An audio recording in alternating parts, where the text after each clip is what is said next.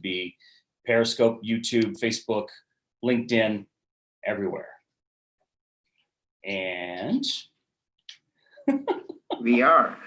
We are, and very soon on all platforms, about to be live. And here we go. In 3, 2, 1. Welcome to Real Hospitality Live. This has been a long time coming. We've been talking with my good friend Virendrasinh Chavda of NDA Solutions for the last several months about financing and the lack of education in the hospitality industry, and not by fault of operators, but by just not understanding where to turn, how to get your feet solid under you, and just the learning curve is so steep for organizations and for operators and for chefs who just don't know where to begin. It's almost straight up. And today I'm really excited to have Viren on with us. He's an accounting professional. He's got a background in the hospitality industry, and he's grown up in the industry.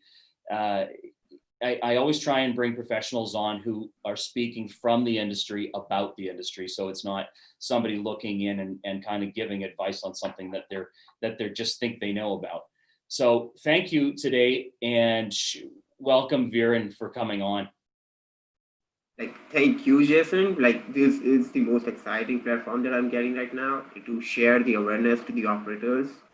This is the crucial time, and I'm really very humbled to have a platform like this to reach out to as many operators as possible and make them aware about their situation, what they can do next, and how to cope up with the new normals. Well, I mean, it's great to have you on to talk about this stuff because you make it approachable. And for operators, even if you've been in business for a while and you're struggling and you don't know your numbers, or don't even know how to get your numbers or manipulate them in the way that you need to, it's very, very challenging. I mean, I had my first restaurant when I was 24. I had no idea what I was doing and learned from trial and error, and it was hard. And again, like I said, the learning curve was like this. So to be able to talk with you today, to be able to give some advice and invite your expertise is fantastic. Now, you grew up in the industry, right? Yes, I did. Grew up in the industry. So my father owned 2 restaurants.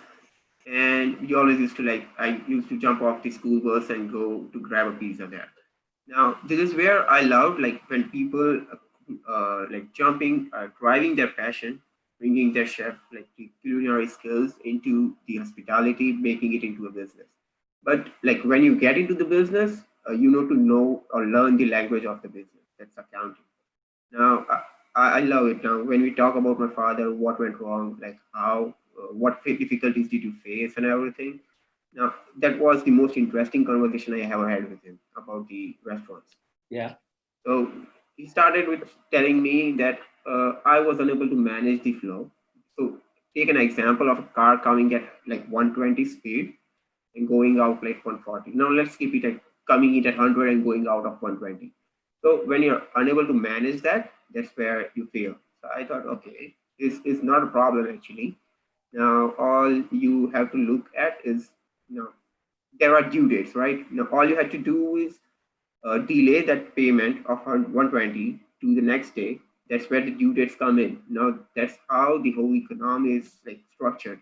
You could take time. That is where the hospitality comes in. You can contact the vendor, say, hey, I'm running through some cash flow issues.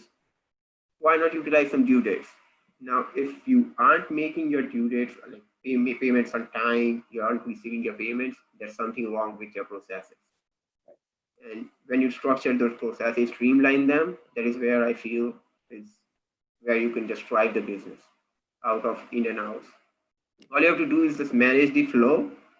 Sometimes it's always going to be down, sometimes it's going to be up. And that's where you manage. So I think what happens with people, and I certainly empathize with your dad in that there are a million things that happen in a hospitality operation. And it's not just you got to be good at this or you got to be good at that. There's so many different things and different parts that you have to be able to manage, and lots of fires to put out here and there. And it becomes so overwhelming that unless somebody comes and helps you set up a system that already knows what they're talking about, you can really just drown in all of the details of things that you have to do, especially in the finances. And you think, well, we can maybe put it off for another week, or hopefully we'll make enough. I always joke and say the hospitality industry is we hopefully make enough money on Thursday night to pay the rent, Friday night to pay the groceries, and Saturday to pay the people. And Yeah, that continues every week.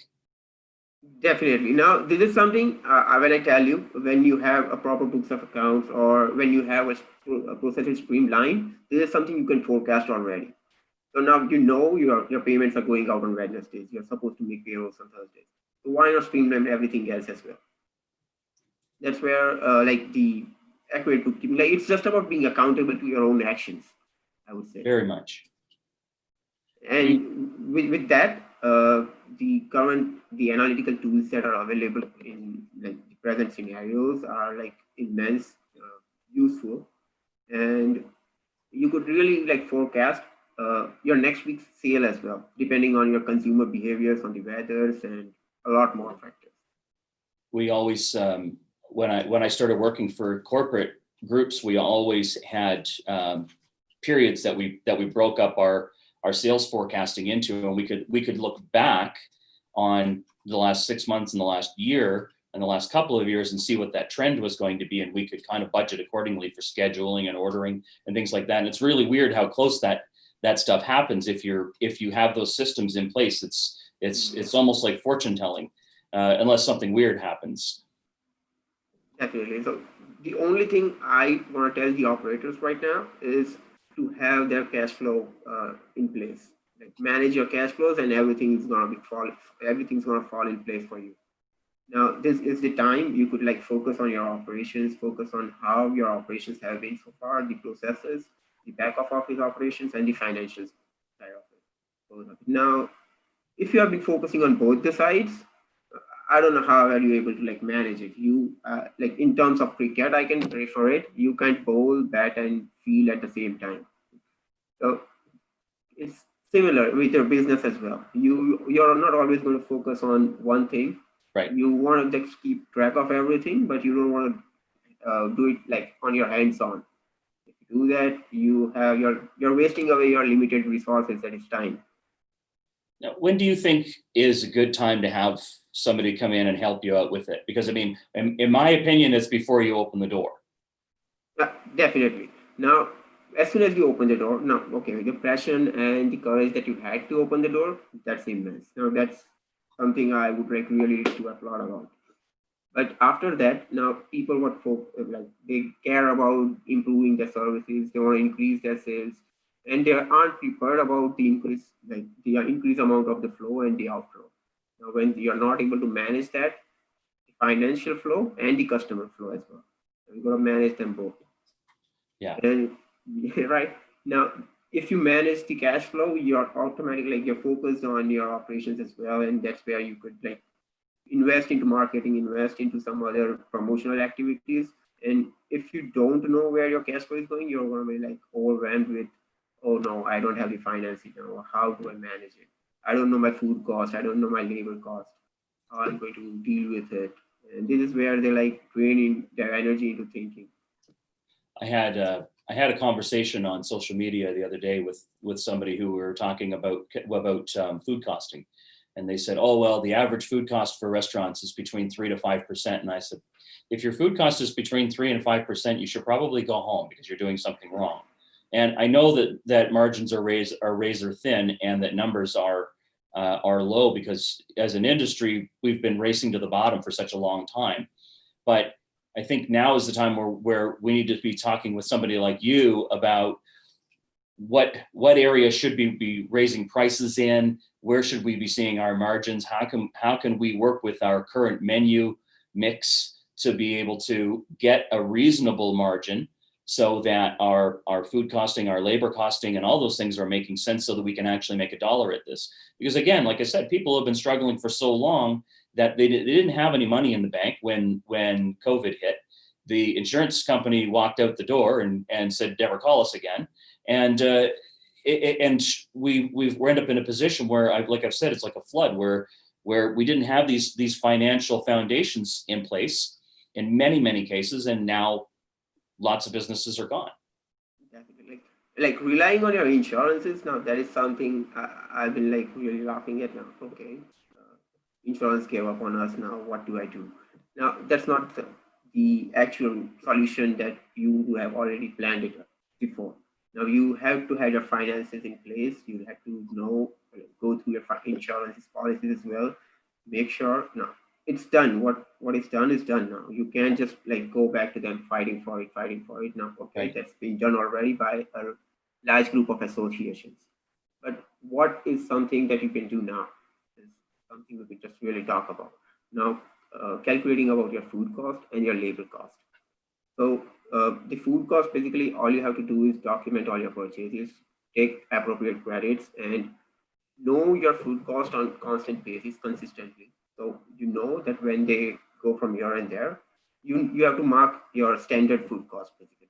Now, depending on your restaurant, depending on your industry, what size your business is, it's going to differ every time. You cannot compare it with a different restaurant or a different sector of it. Now, from your professional opinion, how often do you think that an operator or a kitchen manager or a chef needs to be getting those numbers? I always have done it on a Monday morning. We do our inventory at 6 a.m. like a religion, and we know by noon what our food cost was for the previous week without fail. So you're right on track now. When I say you're right on track, you know your numbers every week. Now, when we compare every week, we got 7 days for a reason. You compare your weeks based on your last week's sale, how you performed in the weekends, and how you performed on the weekdays. And you want to be consistently comparing that week reports and comparing where your food cost went high, and you just need to know the reasons why it went high or low. That's it. And now, when you know the reasons, that is where you can bring in the control measures. Well, knowing the reasons is a mix of things too. Whether or not something was burned and thrown away, whether or not you're tracking waste, whether or not something didn't get used or didn't sell or burned or whatever. Now, this is where the real time reporting comes into play. Now, if you don't know your number now, you realize this after a month. Now, there's nothing you can do after a month about it. No. Right? So now you need to know your reasons on week-to-week basis or daily basis, and then is where you can just go to talk to your chef or your staff about what went wrong, and then you can take your control measures right there. As I've worked with and have known many chefs who only do their inventory on a monthly basis, and I'm mind boggled because I don't understand how you can try and fix a problem that happened 3 weeks ago. Now, yeah, definitely. Now, before that 3 weeks, I would say now there's one more thing I would like to bring into this topic here is reconciliations. Now, when you do your reconciliations, you know where your cost is going, where you're losing your money, where are your petty cost is going as well. Now, that is done on daily basis. Consider vendor reconciliations. Consider your now most of your food cost comes from your vendors right now. If their prices changes, definitely. If you don't take the credits there, your food cost increases. So right. This is where your vendor reconciliations play an important role as well. Based on what the credits you're going to take, what food, like you always want to keep negotiating on the prices with them. Sure. Building long-term relations, making use of those due dates when you're having like crunches on your cash flow. This is where you build relations, hospitality comes into play. Yeah, well, if you're keeping track of reconciling your invoices, then on a weekly basis, then that's part of everything. You can't put that off for a couple weeks at a time because then it skews everything. Now, when this compiles, okay, I'm going to do it tomorrow. I'm going to do it tomorrow. I'm going to do it tomorrow. This is where tomorrow never comes. Yes, that's when the pile becomes this high and tomorrow never comes. You're right. Yeah, and currently I feel most of the operators are sitting in this situation. If you're not, this is really wonderful. But if you have you already have your complex bookkeeping structure, you are not able to cope up with it. It's really time consuming. It's messy and you can't understand it. Yeah. It's time you need to realize that you need to bring in an expert. Right. Now you want to be focusing on your expansion, or you just want to be focusing on fixing things right now? I've had surprises from my accounting company before to come back and say it to me, and they've caught things that I didn't catch in billing that I've even taken to them, even in the same pile of invoices. And they've said, oh, they billed you twice in the same week for this. And I missed it altogether. So that's where that second set of professional eyes that are keen on catching these things, it comes in handy too. Yeah, these are some real life examples. Now, you've been charged twice, or either your bookkeeper or you yourself has like inserted your invoice twice or thrice. You never know if the amount has been entered wrong. That is where the accuracy comes into play as well. Now, it takes a lot of concentration into it. Now, you cannot concentrate on both parts. Now, that is what I've been saying to people. You can't concentrate on both parts. No. And another variable is of course labor cost. I mean, which can go anywhere from 18 to 30% of your percentage, right, of your business. Yeah. I mean, that's a thing that does this as well. But if you're doing the same thing with your scheduling, as far as looking back and tracking and looking what your flow has been, then you can start to balance those things out.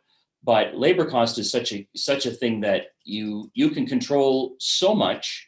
But every once in a while, your labor cost gets bumped up if you've got everybody on minimum wage, for example. So if your front of house is all minimum wage, and then all of a sudden you have to pay them an extra 50 cents. Well, if you have even a medium-sized organization, that could be an additional $30,000 to $40,000 in your year. Definitely. Now, this is something let me just structure it right way.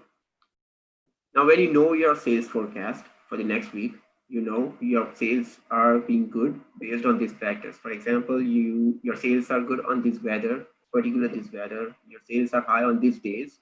That is where you could allocate your labor cost and cut down your labor cost on the low sales days. Right.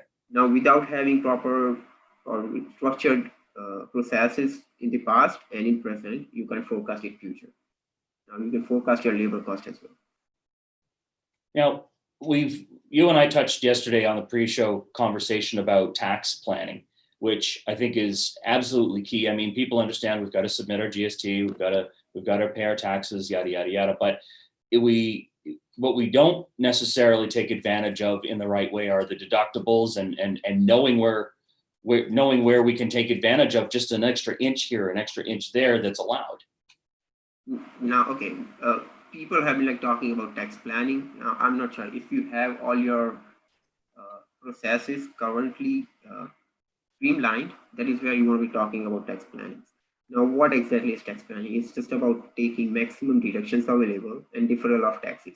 Now, the government wants you to defer the taxes so that you have enough cash flow to run your business. That's the reason they are providing you the benefits. Now, it's straight law. It's nothing like it's a magic game. You don't do plannings about that. Now, when you have all these streamlines, you can then focus on your tax planning. And tax planning is all about planning out your deferring your taxes at a later stage, so you have more working capital right now. Right. And so, when we were speaking of the government and current situations, what are your thoughts on loans available to small businesses right now? And I mean, because you surprised me even with the wage subsidies conversation we had yesterday. I thought they were only 75%, but there are other things in there that you're helping people with. With the new update, you are eligible up to 85% of 85%. 85%. So now I'm not going to go into details here. Now I have a lot of resources I can share with people who are interested in. So the reason why CEWS was introduced was to provide you with the cash flow that you need to run your business. And basically, restaurants is run by humans. Now that is where your labor costs are providing you with. Let me structure it in a different way here. Now imagine your restaurant business as a human body. You've been burnt due to COVID-19, and they are providing you with all the aids that you need just till the time you heal back. Right? So this is the best example I could give. And with cutting down that cost, all you have to do is manage all of your finances and focus on how you could spend more on the marketing and what could be your action plan. And we'll talk about the action plan as well at the later stage. So do you think that taking advantage of the small business loans is beneficial right now? Yes, definitely. Now, if you are running with the cash crunch right now, what you can do is, now a lot of small businesses are ready to give you loans, and loan like that is like maximum enough for you to run pass through this phase. Now, if you're going to see your interest is going to be deductible. Now, all you need is to survive this phase. When you Right. have that loan, you're always going to pay it back. Now, you have to have all the processes structured, streamlined, and you have to have a like what do you call it, a strong plan that you want to present to the small business lenders, loan lenders.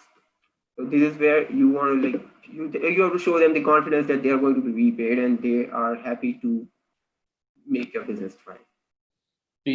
Well, that's confidence is a big thing right now because we talk about consumer confidence, but there's almost a backlash of people saying, well, people aren't coming back to work because they're receiving government funding, et cetera, et cetera. And I think that's not necessarily the case. I think they're not going back to work because they're receiving CERB. Yeah, They're not going back to work because there's no stability.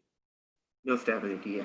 Now the stability is going to come from time. You when you have some cash flows in the loans that you're going to get, you have to make sure your finances are going out and coming in appropriately as you planned, and it is going to be as planned in the future as well. So this is like if you get a loan and you didn't plan that out, it's going to be failure for you again. You're going to be in debt. Right. You won't be able to pay that loan, and again you're going to shut down the business, and that's not something you're going to work Yeah, because the government wants their money back first. out. Yeah, the government wants their money back, and of course the private lenders. So, what are your thoughts on post-COVID reopening? And I mean, and that's a very open question because we don't know what the hell that really means right now because we are kind of in an unstable time, right? We're in phase 2 and 3 in different parts of the country, but we all want to be reopened. Yeah. Now I have a presentation here. We could just talk about. Sure. It's just a really short one. Let's do it.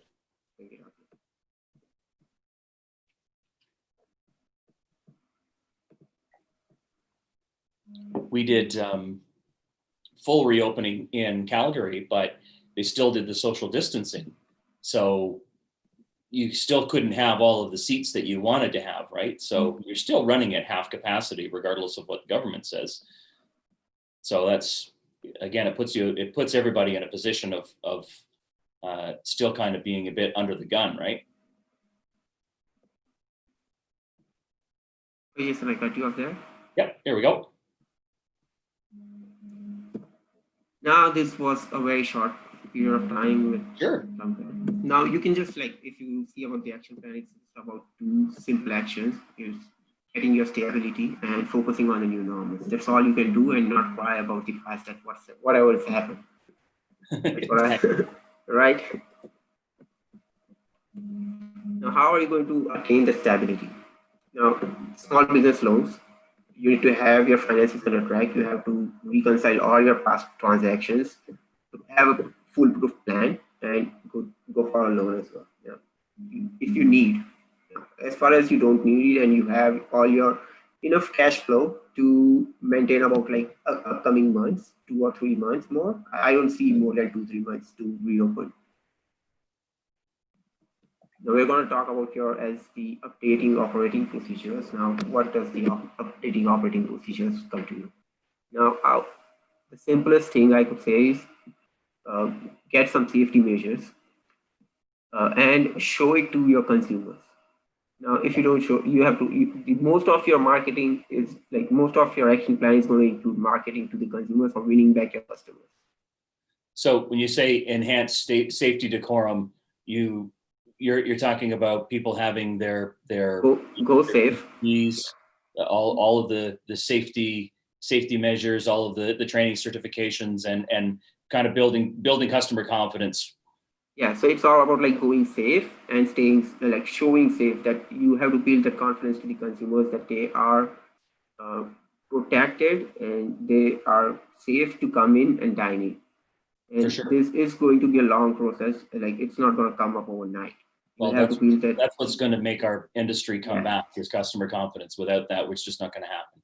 Changing their mindset is never going to be easy. No. Easy.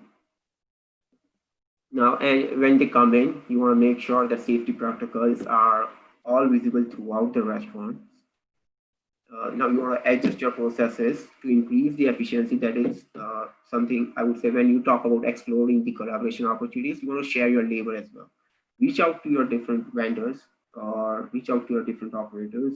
Tell them, hey, we can collaborate and share our labor as well. Now, I'm not sure if that's something people don't want to do it, but that is definitely can help you reduce your labor cost as well.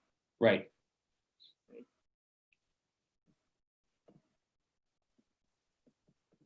Talking about the rejuvenating existing customers, it's all about sending their personalized messages. Now, if you had your tailored menu, now that is something I would be interested in as well. Okay, you want some less salt, you want some more sugar. That is all your personalized dishes. Right. So this is something you could create their own profiles that is going to attract them to come in and dine in. I think when we talk about like rejuvenate exist customer network, I mean, every restaurant has a basic group of people that come, unless you've just opened last month, and to be able to stay in contact with them and to create fans out of them is what we always try to do. But for organizations who are still staying in touch with their customers, that's absolutely key through this. There's so many operators that just went and shoved their head in the sand and said, well, we'll just see you when things get turned back on. I think that was the wrong thing to do, because other operators kept going and have garnered more business. Now, okay, what does drive their business actually? Now, they are up and ahead in their marketing games. Now, they have their loyalty-driven price promotions. Mm-hmm. They have just-in-time popular items. They are focused, restructuring or remodeling their menus based on what is popular going around, what's the trend. Now, people have been more health conscious when staying under the home, right? So they want to focus on more healthy diets, maybe. Now, sometimes we do crave about the other foods, but you want to focus on their nutrition as well. Right. And so reevaluating the outlays on there too, do you mean by, how do you mean by reevaluating outlay? Now, when I say reevaluating the outlays, it's about reevaluating the spending with the market. You want to know your marketing investment return. That's what I'm talking about. Now, you want to build your digital presence so strong that people want to come in, dine in, feel safe, yeah, and still go back home happy. Right. Right. Now you want to make sure your marketing is giving you that investment on return. The return on investment, I'm sorry. So just reevaluating where you're putting your funds. Definitely. Okay. That is something really important to cope up with the new normals. Right. And that knowledge comes with knowing your numbers inside and out. And knowing where to be able to move those and to get that advice from somebody like you. Yeah.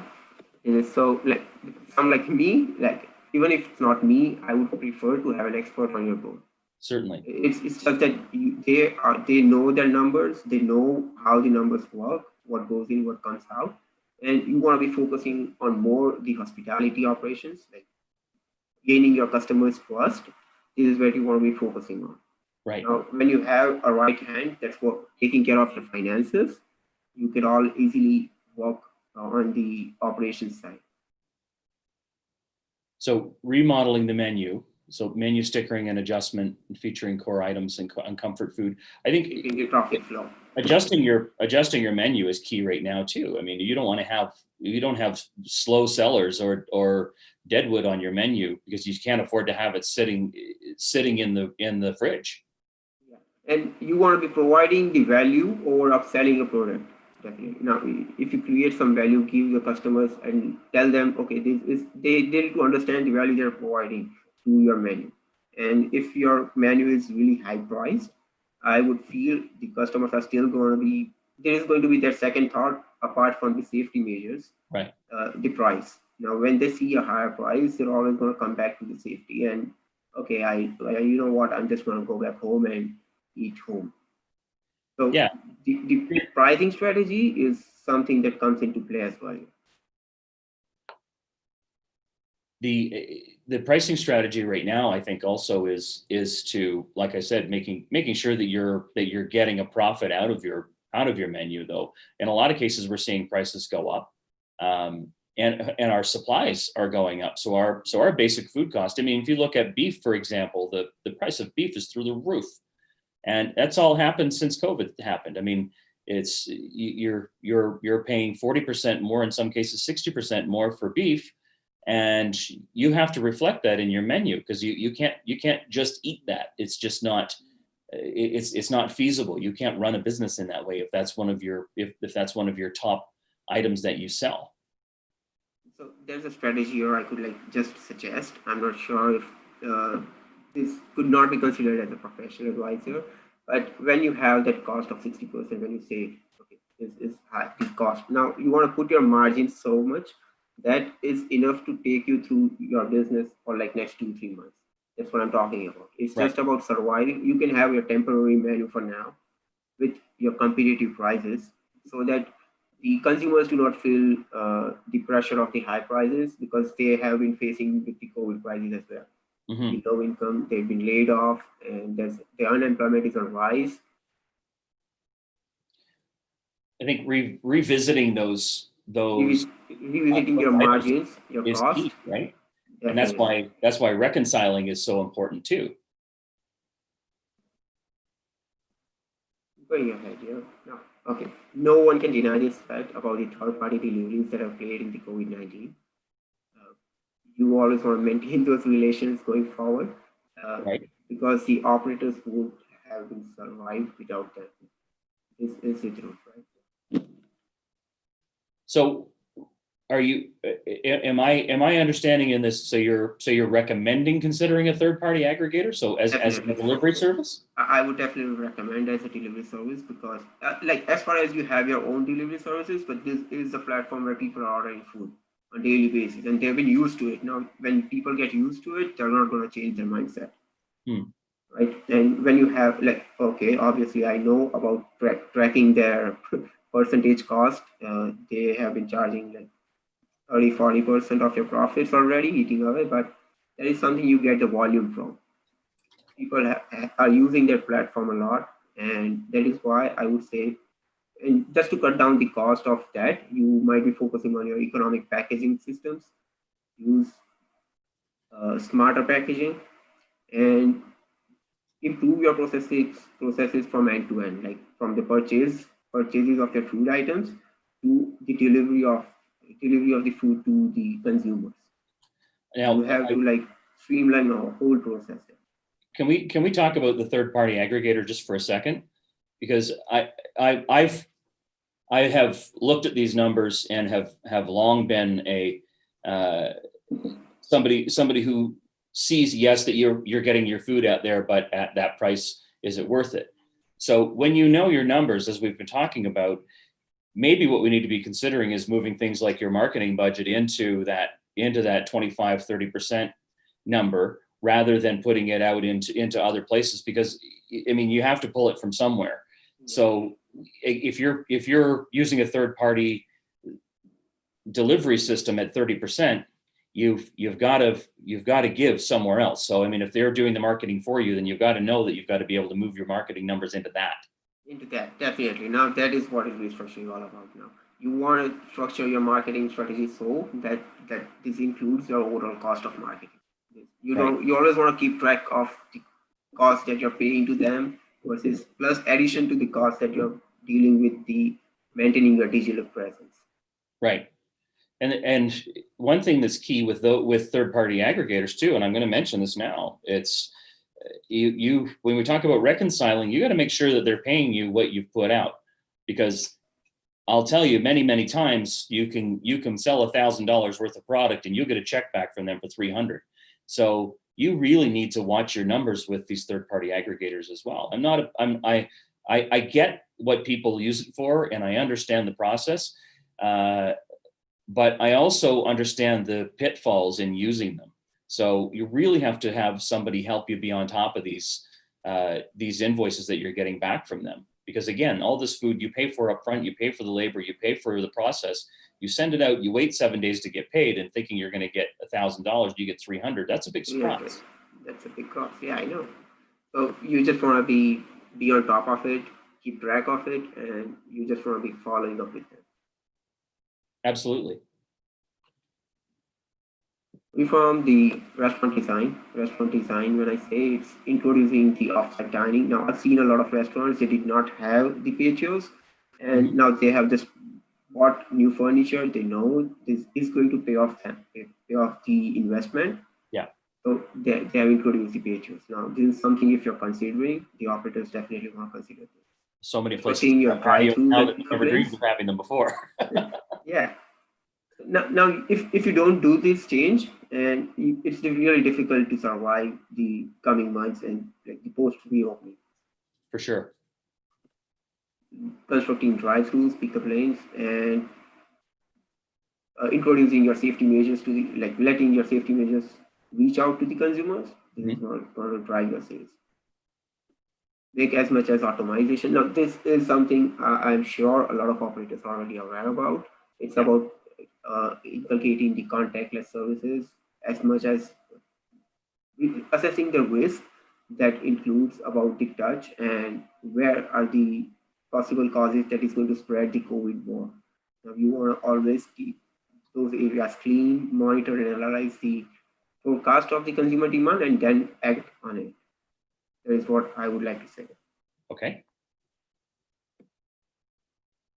Yeah, so this is what I was talking about when I was talking about analyzing the health factor in the specific areas. When, for example, a consumer is entering into a restaurant, that is the area, or waiting in the queue, that is where it is the highest risk of COVID. You want to be analyzing those risks.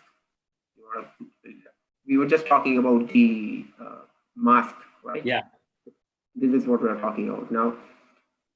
When you're entering, you are required to wear a mask. When you're standing in the queue, you are required to wear a mask. Now, when you're dining, it's okay. It's going to be, as we were saying just before the show started, and I'll reiterate my point right now. In Calgary, for example, on August 1st, it's going to be mandatory that in restaurants, bars, malls, public spaces, et cetera, it's going to be mandatory that you wear a mask. And there will be bylaw officers to give you $100 to $200 fine if you don't have them. So, and it's going to also be mandatory that you as an operator post information about having to wear the mask, et cetera, et cetera. So, and our mayor was talking about he's going to be making it mandatory to have these signs up within these organizations or within these facilities, retail or not, so that people are well aware that they have to wear them. I mean, he's not encouraging shop owners to crack people over the head with a chair and send them out the door or call the police, but it is going to be it is a bylaw that they're enforcing. So hopefully it's only a temporary one till things get better, but it's something that's going to be forced upon us, right? And until then, this is where the operators could bring into the processes such like this, where you're entering, you need to have a mask. It's okay when you're sitting down for a dine, that is where you would be exempted from wearing a mask. And this is what is all about, talking about analyzing the health factor in the specific areas. That is when you're entering, when you're exiting the restaurants. Right. Now I was like, digital presence is all about, it's the only thing that is going to save the operators currently. And we want to be reaching out with personalization messages, personalized menus, inventing exciting offers, loyalty-based promotional offers. This is what going to drive the customers back into the industry. Mm-hmm. When we talk about having a digital customer presence, it's key to find somebody to help you do this as well. I mean, because when we're talking about doing all of these things in-house, as operators and chefs, we are inundated with the amount of time that we have in a day. Like, we don't have time to get on Instagram, an hour a day, and then jump on Facebook an hour a day and create an ad and create a thing and to go live and blah, blah, blah. Get somebody to help you do this. This is not something you're expected to just, stop doing your schedule, stop doing your banking, stop doing your prep, stop doing your training so that you can go and do all of this. It's unrealistic to think that operators are going to do this on their own. Find somebody to help you do it. I can bring in my own example here. Now, okay, I'm not good with marketing stuff. Now, this is where it comes down.